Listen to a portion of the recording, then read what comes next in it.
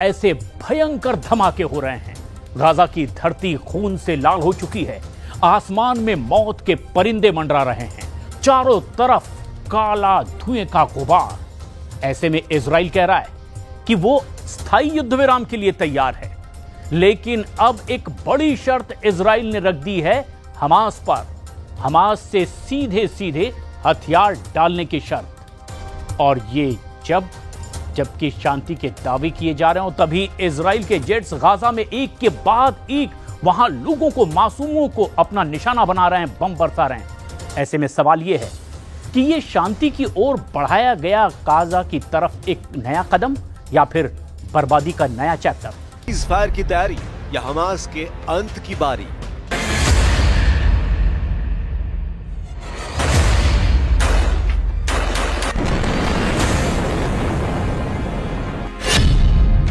Israel ने Gaza में शुरू कर दिया है ऑपरेशन पीस।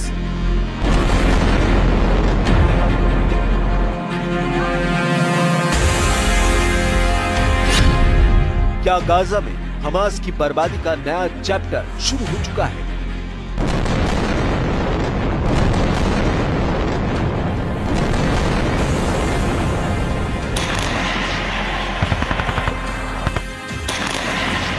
दुनिया की नजरें इस वक्त गाजा में इजराइल के एक्शन पर टिकी हैं, क्योंकि लगातार इजराइल की आसमानी स्ट्राइक के बीच बेंजामिन नेतन्याहू ने सीज़फायर के उस प्रस्ताव का जिक्र कर दिया है जिसका इंतजार इस वक्त दुनिया के कई देशों को है। यह प्रस्ताव है स्थायी सीज़फायर का। लेकिन खबर है कि इस स्थायी सीज़फायर के लिए इजराइल के प्रधानमंत्री बेंजामिन नेतन्याहू ने एक बेहद कड़ी शर्त रख दी है।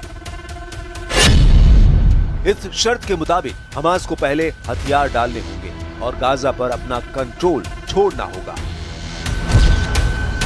यानी नेतन्याहू ने भले ही अपनी तरफ से सीज़फायर की पहल की है, लेकिन इस पहल में एक बड़ा दांव छिपा है। उस दांव को समझने के लिए पहले नेतन्याहू का वो पूरा बयान सुन लेते हैं, जिसमें उन्होंने स्थायी तौर पर युद्ध विराम की बात कही है। President Trump and I have a common goal. We want to achieve the release of our hostages. We want to end Hamas rule in Gaza. We want to make sure that Gaza does not pose a threat to Israel anymore. In pursuing this common goal, we have a common strategy. Not only do we have a common strategy, we have common tactics. This doesn't involve pressure, doesn't involve coercion, it involves full coordination. President Trump wants a deal, but not at any price. I want a deal, but not at any price. Israel has security requirements and other requirements, and we're working together to try to achieve it. Benjamin Netanyahu का ये बयान इसलिए भी बेहद अहम है क्योंकि उन्होंने ये संदेश वॉशिंगटन से वीडियो के जरिए दिया है। साथ ही वीडियो में इस बात की चेतावनी भी जारी की है। The President and I believe in a doctrine called peace through strength. First comes strength, then comes the peace. Our resolute action, the resolute decision of President Trump to act with us against those who seek to destroy Israel and threaten the peace of the world has made a remarkable change in the Middle East. We have still to finish the job in Gaza, release all our hostages, eliminate and destroy Hamas's military and governance capabilities, because Gaza must have a different future for our sake, for everyone's sake. And no country will settle for less. We certainly will not. These are all things that I discussed with President Trump. यही नहीं, इस बीच Israel के प्रधानमंत्री Benjamin Netanyahu ने बंधकों की रिहाई के लिए जल्द समझौते की बात भी कही। इजराइल वापसी से ठीक पहले दिए इंटरव्यू में कहा, That's obvious. I mean, we have the right of self-defense at any time, and I think that's widely recognized. I think on these matters, which I always prefer to negotiate not in front of a camera, I think there's a good chance we'll have this ceasefire, and that'll get us closer to the goal that I set from the beginning. Let's get them all back. लेकिन ceasefire की कहानी ने उस वक्त नया मोड़ ले लिया जब बेंजामिन नेतन्याहू ने हमास को राक्षस का तमगा दे दिया।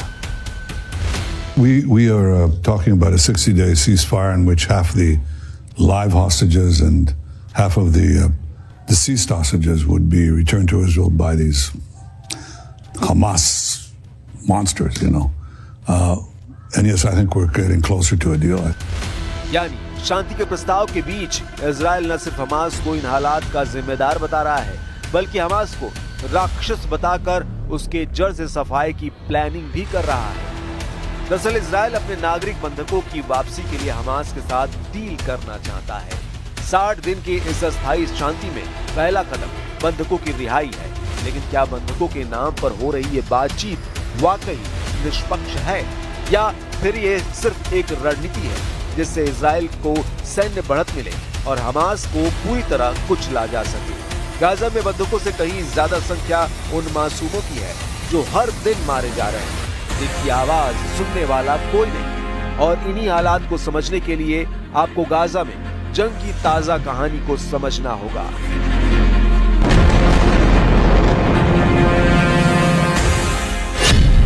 इजराइल के हमलों में फिर कांप उठा गाजा।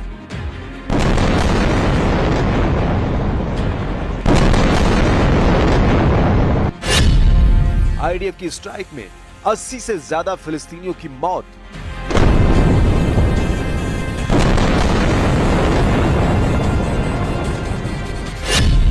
दस मासूम बच्चों का काल बना आईडीएफ का हमला।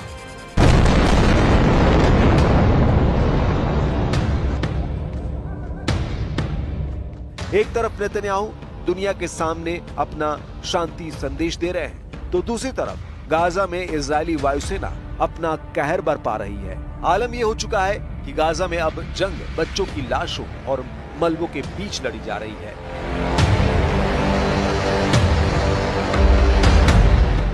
बीते 24 घंटे में इजरायली हमलों में 82 से ज्यादा फिलिस्तीनी मारे गए।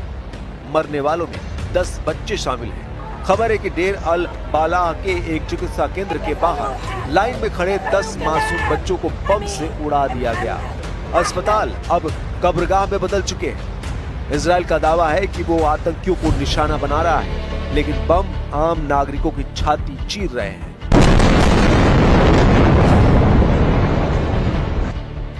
आसमान से बरसती मौतें गाजा की सड़कों पर बिखरी। लोग पूछ रहे हैं, ये कौन सी जंग है जहां मासूमों का नरसंहार हो रहा है? ذنبهم يعني هذول الأطفال يعني لا أكل ولا شرب ولا جو ولا يعني جوع معهم ولا في إشي يعني متوفر لهم الأطفال. قلت ما يرفعوا حالهم ويلعبوا، يعني مش حرام هذول ضحايا؟ إيش ذنبهم الأطفال؟ إيش ذنب أمهم كمان؟ ربطهم وعبت عينهم، إيش ذنبهم؟ هذول أطفال أبرياء. وين يا عالم؟ وين العالم يسمعنا إحنا وين؟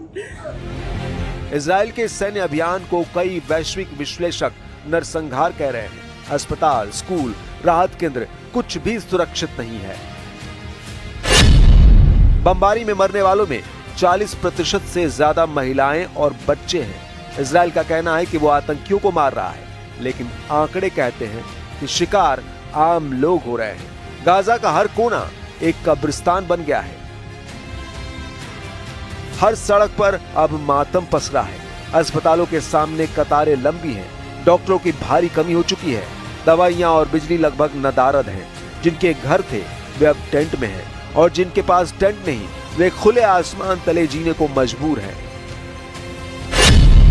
संयुक्त राष्ट्र कह रहा है कि 90% गाजा की आबादी अपने घरों से उजड़ चुकी है। 5 लाख से ज्यादा लोग भुखमरी के कगार पर हैं। बच्चों में कुपोषण की दर 146% तक बढ़ गई है। بندخل على هدنه ان شاء الله ان شاء الله عشان بس تقف هذه الدماء، بس عشان نحفظ اللي ضل من شعبنا، نحفظ اللي ضل من بيوتنا، نحفظ اللي ضل من انفسنا، لانه كلنا गाजा में हर दिन दर्जनों ट्रकों में खाना, पानी और दवाइयां भेजी जा रही हैं, लेकिन सच्चाई ये है कि राहत ऊंट के मुंह में जीरा है। 4 महीने बाद पहली बार ईंधन गाजा पहुंचा, लेकिन ये ईंधन अस्पतालों के जनरेटर तक पहुंचने से पहले ही खत्म हो गया। वहीं दूसरी तरफ अमेरिकी राष्ट्रपति डोनाल्ड ट्रंप की तरफ से भी गाजा में हुई तबाही पर बयान दिया जाता रहा है।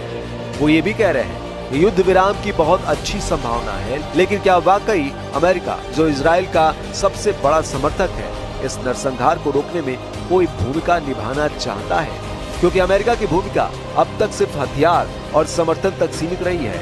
अमेरिका की मदद से ही इजराइल ने गाजा में कोहराम मचा रखा है। लेकिन इसी बीच इजराइल के रक्षा मंत्री इजराइल काट्ज गाजा का सपना दिखा रहे हैं, यानी एक ऐसा सपना जिसकी आड़ में सैकड़ों आम लोगों का कब्रिस्तान दबा होगा। राफा शहर को फिर से बसाया जाएगा। शुरुआत में यहाँ 6 लाख फिलिस्तीनियों को रखा जाएगा, आखिर में 21 लाख लोग बसाए जाएंगे। लेकिन जो कुछ इजराइल कह रहा है वो इतना सीधा भी नहीं है। इजराइल चाहता है कि उसके सैनिक दक्षिण गाजा में मौजूद रहें, वहीं हमास और मध्यस्थ देश चाहते हैं कि यह संघर्ष स्थायी रूप से रोका जाए। यही वो टकराव है जिसने दोनों पक्षों के बीच समझौते को अभी तक कागज से जमीन पर नहीं उतरने दिया। इजराइल के आंतरिक राजनीतिक दबाव भी बढ़ रहे हैं। कुछ कट्टरपंथी मंत्री इस डील का विरोध कर रहे हैं। उनका मानना है कि हमास से किसी भी तरह की बातचीत युद्ध को अधूरा छोड़ देना है।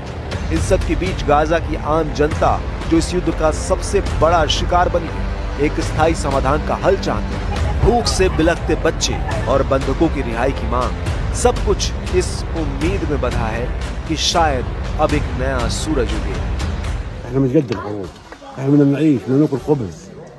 المعي موتى، هذا كله بموت، هذول صغار يا عمي. مش هتروش على اولاد الصغار. طب يقولوا والله بدنا نهدي، بدنا نكسب دار فلان، خلينا نخلي الدار، خلينا ناخذ البلد من الصغار. مش حياه هذه يا عمي.